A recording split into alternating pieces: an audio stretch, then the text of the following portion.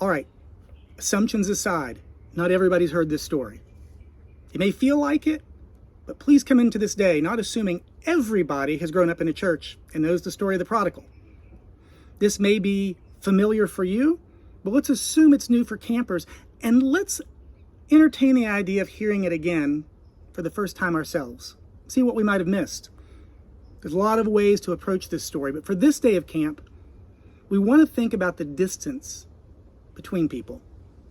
I think about Sesame Street and Grover teaching near and far. And we see that happen a lot in this story. We have a couple of brothers with egos. One thinks he's owed something, takes what's owed to him and trots off. We have another who sees himself as better for having stayed, and so he keeps a distance and a barrier even after his sibling has returned. In both cases, ego gets in the way and justifies separation, distance. Neither sibling's situation really is fair. In some ways, each express a desire for fairness in the most unfair way possible.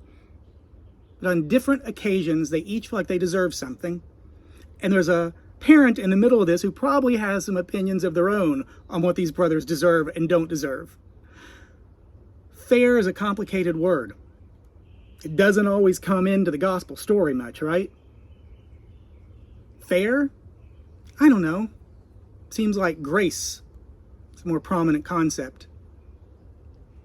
Luke asks us to imagine how grace might replace what's fair, how grace might respond. We give thanks that God is not fair, but that God offers grace to us even when we don't deserve it. The story shows us the power of grace. The younger son decides, I'm wrong, and returns home, closing the gap between themselves and family. But before they can even get out the apology that they've been practicing, the father comes running across the field to welcome them, closing the distance, welcoming them in, giving grace.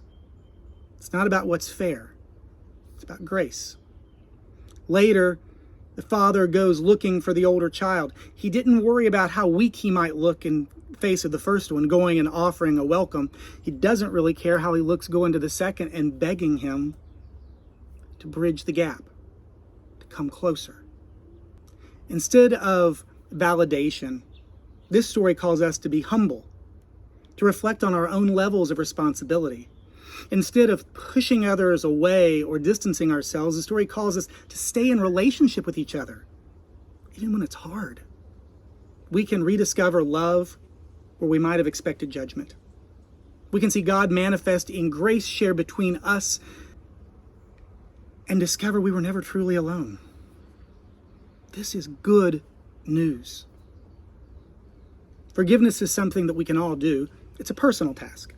Now, reconciliation is a big word that's more about the complication of rebuilding, of healing relationship. But for that, more than one person has to find their humility, to do their own self-reflection and be prepared to give some grace. First, we each have to be ready to forgive. Forgiveness is something we choose to do. It may not be easy, but it can be life-changing. Forgiveness can involve looking at things from another person's perspective, from having empathy or compassion. It doesn't mean we forget what happened. It means we remember it, and even though we remember it, we choose to not let that harm dictate the future. We choose to not let that hurt continue to suck us down. Forgiveness can involve an acknowledgement of our own role in a complicated situation, deciding that the hurt we carry is not worth the emotional toll. In her book, Traveling Mercies, Anne Lamott writes, not forgiving is like drinking rat poison and then waiting on the rat to die. Forgiveness is healing. It can cleanse the soul. Before the younger child can get out their apology, the father runs to them, showing that they've already forgiven. Grace is already at work. We might assume that the same grace is already present for the older, brooding brother outside as the father goes and pleads with them. The father is not angry. The Father doesn't say, well, daggone you. The Father just says, look, your brother was far away and now they're near. Can you come near as well? Different campers and staff will relate to this story in different ways today. We all have our own hurts. We all see ourselves in different characters in the story. We've all been in different places at different times in our lives. Be open to where the story and the campers lead you. Be open to how this story might be heard completely differently in your own ears.